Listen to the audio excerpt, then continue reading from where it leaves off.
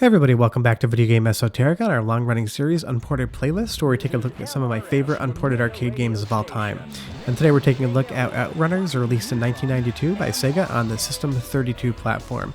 Now granted, this did get a port to the Sega Genesis, but it's a wholly different game. It doesn't look the same, it doesn't feel the same, so I'm really counting this as an unported arcade experience. Before we get too far involved, if you could do me a huge favor, go down below and hit like and subscribe and ring that notification bell. And we do have a Patreon now if you feel so inclined to support the channel. The link is below. But I will say OutRunners is a perfect game for me. If you've played Outrun, if you played Outrun 2, if you've played Outrun Coast to Coast on the PlayStation 2 or Xbox, and you enjoy those games and haven't played OutRunners, stop what you're doing, after you watch this video of course, and go download it and play it immediately afterwards, because this is arcade gaming perfection. And Sega was great at making arcade racing games. They were the king of the genre, and this game is the king of kings as far as Sega's arcade output for driving games is concerned. It has absolutely everything you want. Visually, the System 32 could throw sprites around and scale them better than almost any other platform in the arcades, especially for 1992. This looked absolutely amazing. The soundtrack is spot on perfect. The driving, the handling is great. Everything about the game just goes to be an amazing experience, especially when you get these giant background layers scrolling through that big mountainside as the sprites are scrolling around. Even when you crash the car, those sprites scale and they spin around to magically catch you and your participants perfectly. It just has everything you want in an arcade racing game, and it's so fun to play and so amazing to look at. You can't go wrong with this. And now we're in Niagara Falls, a place I visited in real life. It looks a lot cooler in OutRunners, but it's fun to see if you ever go. But this game is just so much fun. And what I love the most about it is I'm drifting around these corners here is the handling is pure perfection.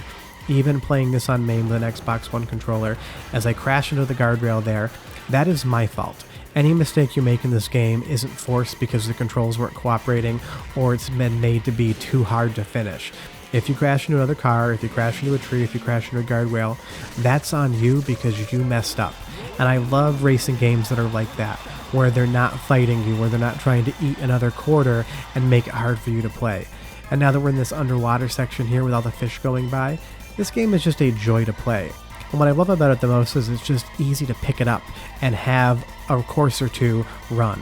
You can play this for 5 minutes, you can play it for 10 minutes, you can decide you want to see every single course ending, and you can play it for over an hour. And that's what's great about it, is that a lot of arcade games don't have a ton of replayability. You play them, you beat them, maybe there's a hidden ending somewhere that you don't really care about, but it's kind of a one and done experience. Or something like OutRunners, there's so many different courses and ways to go that it really makes you want to see everything. Because Sega did an absolutely amazing job making this game so visually interesting. There's so much going on. Each level is themed, and now we're going through Paris, and you see the Eiffel Tower in the background. And there's so many different diverse settings that this game takes place in. At least for me, I need to see them all. I want to check them out. I want to know what's going on. And to top that off, there's so many different selectable cars with their own characters in them. Each car handles differently, it's got its own top speed and acceleration, and while they're all easy to control and nothing feels too hard or unfair, you definitely can have a lot of different experiences depending on what car you pick, and I think that's great as well. But I love that that car magically spins around and is able to catch you right as you land in it. It's just a small little touch where you can tell all the animators that were doing these sprites when they were working on OutRunners really cared to make this game something special, because places where you don't need much visual flair, they put a ton. And I love finishing through Japan here with Mount Fuji in the background during cherry blossom season, a very iconic thing in Japan. Each level takes like a cultural significant, iconic visual element and it brings it into the game, because you got to realize, I mean, I've been to some of the places in this game, but not all of them, so it's really nice that Sega did some, casual research on what you would see in those countries, and they incorporated it into the gameplay, because it just adds an extra layer. But to me, this is just an absolutely perfect arcade game. It is so much fun. And if you do emulate this, it's really easy to get a 2-player cabinet going. I did it in MAME and I was able to have 2 cabinets. My wife and I played together and we had a ton of fun. So to get some friends going, you race against each other, have a few drinks, it's an awesome time. And getting cabinet linking working in emulation is never the easiest thing, but for some reason with OutRunners, it works almost perfectly flawlessly if you have a 2-player ROM. It's really easy to do, and I highly recommend you do it if you got 2 controllers into your PC. It's a great game to play with friends. And you'll see we took the eastbound route, and I even love the graphics on the map, and we finished up in Japan. What we're going to do now is show you the westbound route, and I'm going to let you hear some of the sound effects, some of the music, because the game isn't just visually amazing, it also sounds awesome. New car, new race. I'll be back in about a minute and a half to close out the video, but enjoy this section of OutRunners.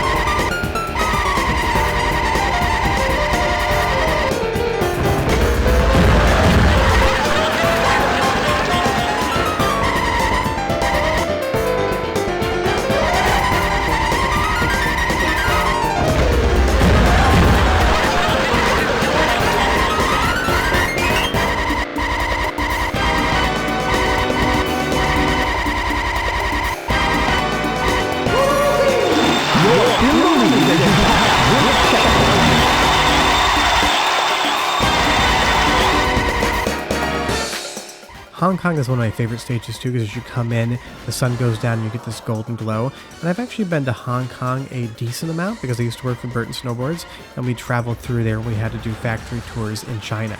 And obviously this doesn't look exactly like Hong Kong looks, but it's close enough to give me that romanticized feeling of wanting to go back to a place I have been multiple times before. But if you've never played this game, I can't imagine how if you're into arcade games. But if you've never seen a cabinet and you see one out in the wild, 100% throw some quarters in and finish up a round. It wasn't the most common cabinet back in the day, and I haven't seen it for years, but this is one of those games I never really feel compelled to add a dedicated driving cabinet to my collection, because I don't have that much space. But if I found a good condition OutRunners working in a cabinet, I would 100% buy it and put this in my gaming room, my office, so I could play it whenever I wanted. That is how much I love this game. And now we have to avoid palm trees and camels and these gas tankers in Egypt with the pyramids in the back and all these different pop-up vendor tents. But like I said, if you've never played this game, as soon as you're done watching this video, please, please, please go download it, play it, and leave me a comment and tell me what you think. Because I advocate for people to play all of these amazing games they've never played before, but out of the entire Unported playlist arcade game set that I've shown you, if you play one, make it OutRunners. That's a bummer this never got ported. It makes sense it wasn't on the Dreamcast because they were pushing 3D experiences, and the Genesis port is just too wonky to be fun, and it's not really even the same game. But if this come out on the Saturn, it would be amazing. I'd love to play it on my couch with some extra features, or even if they made this like an unlockable and Outrun 2 coast to coast on the Xbox, it would have been great as well. But really, it's locked to the arcades, but it emulates perfectly even in a two-player cabinet, so there is no reason not to play this game. Well, we really appreciate you guys watching. Do me a huge favor, go down below, hit like and subscribe, and ring that notification bell. If you have any questions or comments, if you played the game and love it, I'd love to hear about it.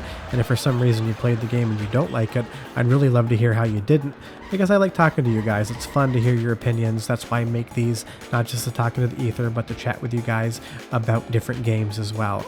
And you'll see here, we basically just made it to the finish. We had 0 seconds on the timer, and you get enough coast to be able to finish, because if I had just shorted it on my West Coast run and couldn't show you the guys the ending traveling west, I would have been really disappointed. But we will be back next Sunday with another episode of Unported playlists. We'll keep making them as long as you guys watch them, and we'll be back on Tuesday and Friday as well with videos in those series. But short of that, thanks so much for watching. Watch the map go west, and we hope you guys have a great rest of your weekend. We'll see you next time. Bye-bye. I'll meet you here.